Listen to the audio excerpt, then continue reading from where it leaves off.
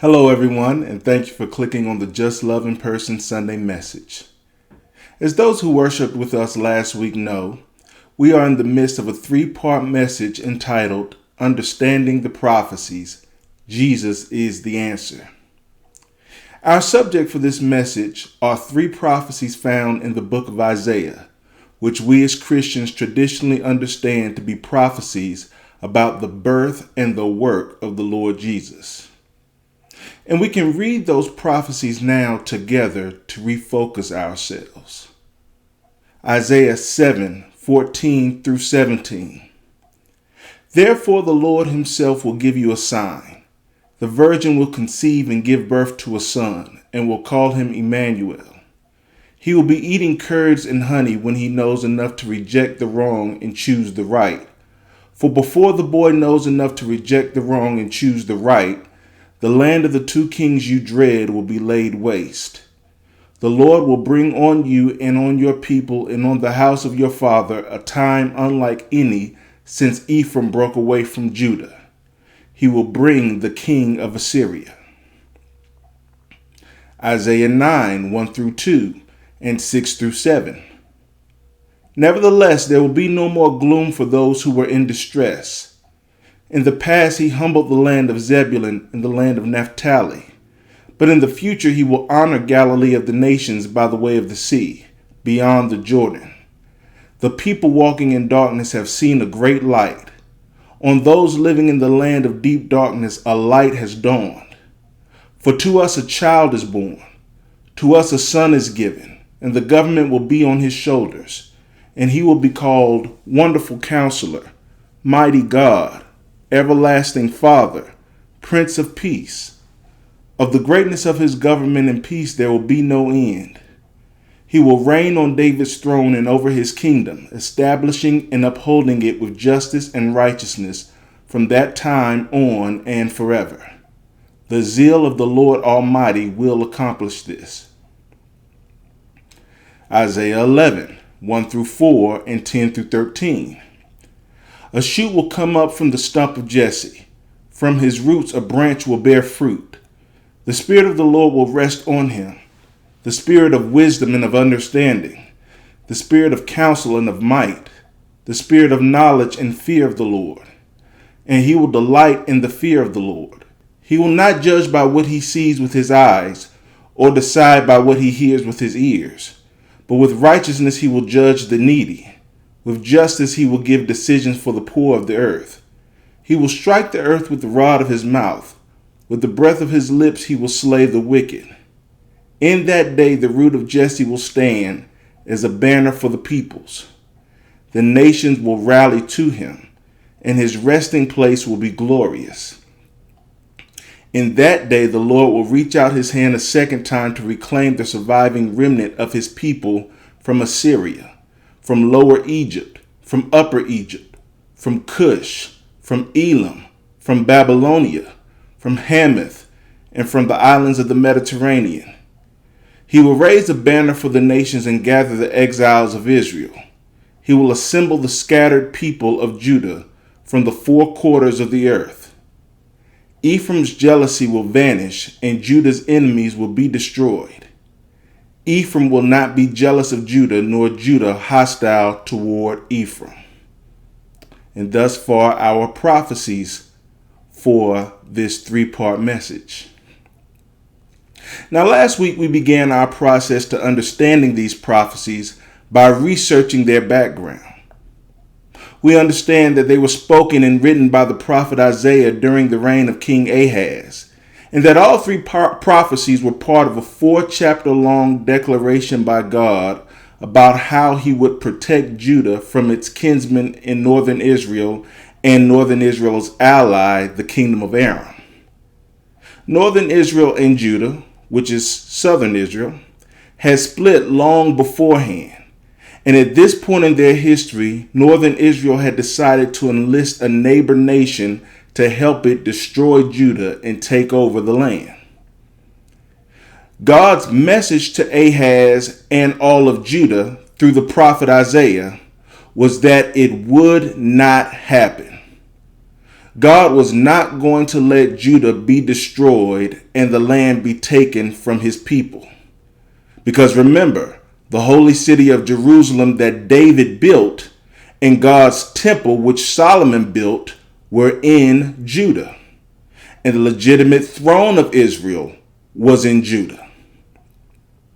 To prevent northern Israel and Aram from following through on their destructive plans, God declared that he would send upon them the king of Assyria, who is known to history as Tiglath-Pileser III, to make war against northern Israel and Aram and ultimately conquer them. Tiglath-Pileser and the Assyrian army were the rising superpower in the Mesopotamian Fertile Crescent during this point in history, and God chose to use him to protect southern Israel, that is Judah, and punish northern Israel for its sinfulness. In making this declaration, God also revealed several other tidbits of important info. One, that many of the northern Israelites would be taken captive by the Assyrians and be scattered throughout the Mesopotamian region as a way of exiling them. Two, that he would restore in due time those lost tribes of northern Israel. Three, that Assyria was a murderous, ungodly empire who would one day turn on Judah and would be punished by God for seeking to harm his people. Four, that Judah was not too far behind northern Israel in terms of sinfulness, and in due time would go through its own traumatic event before also being restored. And five, that a king would arise who would bring back the survivors of Israel's exile, reign over a united Israel, and bring peace and righteousness to God's people. The three prophecies that we see as part of this declaration are prophesying the birth and the work of this great king. As we discussed last week, the prophecy in Isaiah 7 speaks of a child whose birth will be a sign of God's promises, and that this child will grow up during the oppression and poverty that befalls northern Israel after the Assyrians' attack. We determined last week that this child is logically the same child from Isaiah 9, because it's in Isaiah 9 that we see the next mention of the birth of a mysterious child. We may note that another child is prophesied in chapter 8, but this child is not a mystery because he is Isaiah's son. But the child in chapter 7 is unknown, and the child in chapter 9 is unknown. So logically, one can assume that they are the same person. And chapter 9's description of the child is an addendum to what we're told in chapter 7. We learn from chapter 9 that the child will be a descendant of David. He will reign as king over all Israel, and he will lead God's people in righteousness and peace. Well, this is the same description we see about the king who was prophesied in chapter 11, which logically leads us to determine that they are the same person. The mysterious child from chapter 7 is the same child who will become king from chapter 9, and is the same king who will rule with righteousness and peace from chapter 11. But the question we ended with last week was, who is this child who will become king of Israel? And that's where we're going to start our research at today. A popular theory during this time, and a popular theory among those who do not believe Jesus to be the Messiah, is that this child who becomes a great king was King Hezekiah, the son of Ahaz, king of Judah, to whom this great prophecy was given. Hezekiah is believed to have been born around 739 BC, 7 years before Tiglath-Pileser set out to conquer Aram and northern Israel. Tiglath-Pileser's successor, Shalmaneser V, continued the conquest, ultimately bringing about the complete destruction of northern Israel around 722. Now, the dating in 2 Kings 18, where all of this is recorded, can throw you off because it appears to be using two different dating systems. One from the time Hezekiah became co-ruler with his father while he was still a child, and one from the time that he became sole ruler as an adult. But it says that Shalmaneser concluded the destruction of Israel in the 6th year of Hezekiah's reign, which only makes mathematical sense if that's the 6th year of Hezekiah's co-reign alongside of his father. And if so, then Hezekiah would have been about 17 when Shalmaneser laid waste to northern Israel and deported many of its citizens. Thus, from his early childhood to age 17, Hezekiah witnessed the invasion and destruction of northern Israel by the Assyrians. And remember, Isaiah 7 says the child will grow up during the time of northern Israel's oppression and poverty. So Hezekiah appears to match the child in Isaiah 7. He further appears to fit what Isaiah 9 says about that same child, because Hezekiah was obviously a descendant of David and the next in line to be king of Judah. And we know from what is written of Hezekiah in 2 Chronicles chapters 29 through 32 that Hezekiah was a good king in God's sight, one of the few in Israel's history. During his 29 years as king, Hezekiah got rid of all the places where idolatry was practiced in Judah. He restored the temple and reignited the pure worship of Yahweh. Thus he brought forth righteousness, as Isaiah 9:7 foretells. And as another sign that Hezekiah might be the object of these prophecies, 2 Kings 18:5 says there was no king like Hezekiah in the history of Judah before or after him. Now that statement obviously omits all the kings of northern Israel because all of them were illegitimate and none of them were good in God's sight. And it omits David and Solomon because they reigned over a united Israel before it split into northern Israel and Judah. But the statement is significant because it elevates Hezekiah above all the other kings after Solomon, which feels like what these prophecies are telling us about their mysterious king. And the statement is particularly significant in light of the two kings directly before and after Hezekiah, his father Ahaz and his son Manasseh.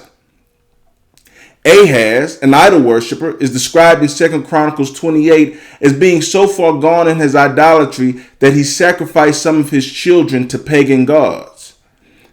Ahaz led Judah into becoming almost as sinful as the northern kingdom, and in doing so, he brought great calamity upon Judah. In fact, Ahaz's sinfulness is why God allowed northern Israel and Aram to come against Judah in the first place. But God's grace and mercy and his plans for Israel's future are why God refused to let Aram and northern Israel succeed in their plans to destroy Judah. Nevertheless, Ahaz was, as we said last week, a horrible king. And Manasseh, Hezekiah's son, was even worse. 2 Chronicles 33 says that Manasseh reinstituted the idolatry that Hezekiah got rid of and filled Yahweh's temple with idols. He also, like Ahaz, burned his children alive as sacrifice to idols, an act, by the way, that came to symbolize eternal damnation. The imagery of hellfire that represents eternal damnation in the Bible is birthed out of Ahaz and Manasseh's wicked deed of burning their children alive, as if to say wicked people like Ahaz and Manasseh deserve to be burned with eternal fire for the horrible things they do. So this is who Hezekiah falls in between. And so obviously he is a bright light in all this darkness. Also, and in line with the king foretold in Isaiah 11, Hezekiah sought to unite Judah with the northern tribes. 2 Chronicles 30 recounts how Hezekiah invited all those oppressed northerners to come to Jerusalem for the Passover. Most of the northerners scoffed at the invitation, but those who came marked the first time the North and South celebrated the Passover together since they split. So Hezekiah, at least in some way, united northern Israel and Judah. And as further evidence of him being the prophesied king, Hezekiah was on the throne when Assyria attempted to take over Judah. Remember, one of the reasons God turned to punish Assyria is because it was not content with conquering northern Israel, but also wanted to go after Judah as well in order to do harm to all of God's people. The Assyrian king Sennacherib began invading Judah around 701 BC, and Hezekiah was the king of Judah when he did so.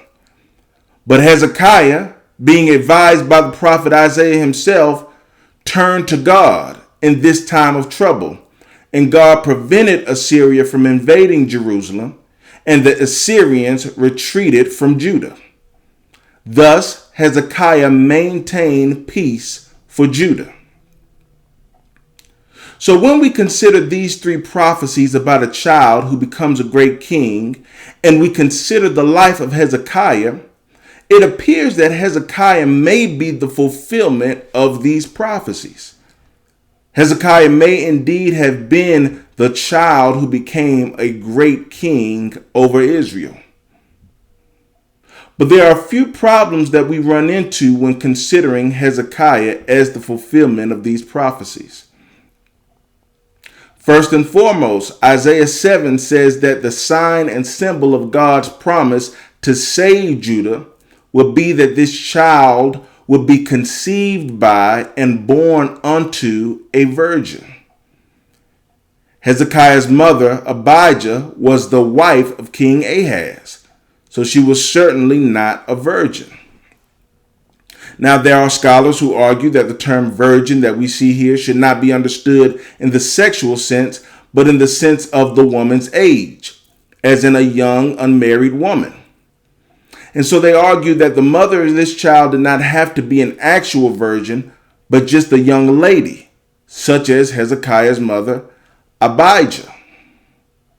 And certainly in the Bible, we see the term virgin used for young women, even in the New Testament, such as the parable of the 10 virgins. But to say that the usage of the term virgin did not have a sexual meaning would be intellectually dishonest. Remember, during that time, sex outside of marriage was against the law. It would have been a violation of law for a young unmarried woman not to be a virgin.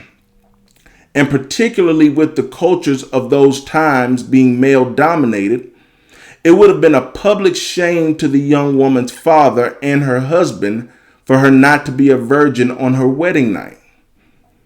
Remember, in the New Testament, which would have been 700 years after this prophecy, when Joseph found out Mary was pregnant, he intended to break up with her privately as to not publicly shame her.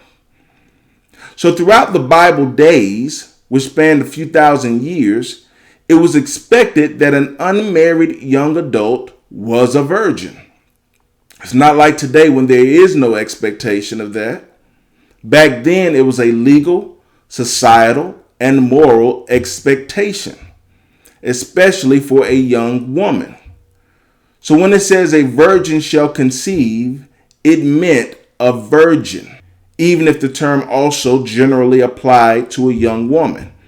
But it definitely would have meant a virgin. And that undergirds the very point of Isaiah 7 and 14. The virgin conceiving was the sign. It's an impossible event, thus it was to serve as the sign that God would do this great thing for Judah. A young woman marrying the king and becoming pregnant was not impossible or abnormal. Kings married multiple young women and had babies by all of them. Thus, it's not really a sign of anything. It's just a usual occurrence. And the second reason Hezekiah does not fully fit the prophecy is that Hezekiah himself did not grow up in the poverty that beset northern Israel. He grew up a prince and co-ruler in Judah. Yes, the Assyrian conquest of northern Israel and Aram lasted throughout Hezekiah's childhood, but Hezekiah did not grow up in it, as what seems to be implied of the child in Isaiah 7, where it says he will grow up eating curds and honey because of the failure of agriculture in the north after it is attacked by Assyria. Further, when we move to Isaiah 9 and 6, we see 4 descriptions of this child who becomes king. He is called Wonderful Counselor, Mighty God, Father of Eternity, and Prince of Peace. While Hezekiah can certainly be called a Wonderful Counselor and a Prince of Peace, he was not and would not have been called the Mighty God or the Father of Eternity, as this king is clearly called. Also, the king that is referenced in Isaiah 9 appears to be eternal in some sense, because it says his governance will have no end. Hezekiah died at age 54. And then when we look at Isaiah 11, we see that while Hezekiah attempted to bring both kingdoms together, he did not succeed. Northern Israel remained under Assyrian control during Hezekiah's life. But what's more, decades after Hezekiah's death, Judah itself was conquered by the Babylonians after they became the leading superpower in Mesopotamia. So you don't see with Hezekiah a king who rules over a united Israel and brings about perpetual peace for God's people. For these reasons, it came to be believed by some that Hezekiah was not the complete fulfillment of these prophecies, and that these, along with other prophecies from Isaiah, such as Isaiah 53, were really pointing to a future Messiah. So now, what are we to understand here? Because Hezekiah seemed to fit these prophecies, at least in part. And most importantly, he was born during that time that they came to pass. A future Messiah would have been born well after these events. So how do we reconcile that this is speaking of a future Messiah when Hezekiah fits so well? Well, many Christian scholars believe in something called dual prophecy. And what that means simply is that God foretold a near future event and a distant future event at the same time. The distant future event usually involves the Messiah and has something to do with the end times. For example, Ezekiel prophesied the return of the Jews to the homeland following the Babylonian captivity. In his prophecies, starting with chapter 40 of his book, Ezekiel spoke of a new city in the land of Israel where all God's people would come back home and live forevermore in peace and prosperity with God under the rule of God's prince. It's from these prophecies of Ezekiel's that we get the imagery of 12 gates surrounding the city. 3 in the east, 3 in the west, 3 in the north, 3 in the south. And the Jews, after 70 years of exile, did start to come back to Israel, a remnant as the older prophet Isaiah had foretold. But they didn't come back in the way that Ezekiel said they would. They didn't build a bigger, better kingdom. In fact, they were not a kingdom at all by worldly definition. They were at first part of the Persian Empire and later the Greek, then the Roman Empire. They were never independent again in the days of the Bible. There was never a restoration of the Davidic monarchy in terms of actually ruling. It was not a paradise. They were never prosperous in the way that Ezekiel prophesied. They just had that land of Israel that God had given their forefathers. But we know that Ezekiel's prophecies were about the return of the Jews after exile because that was his job, to prophesy the return. So why is it that some of what he prophesied did not come to pass in the way he said it would when they returned?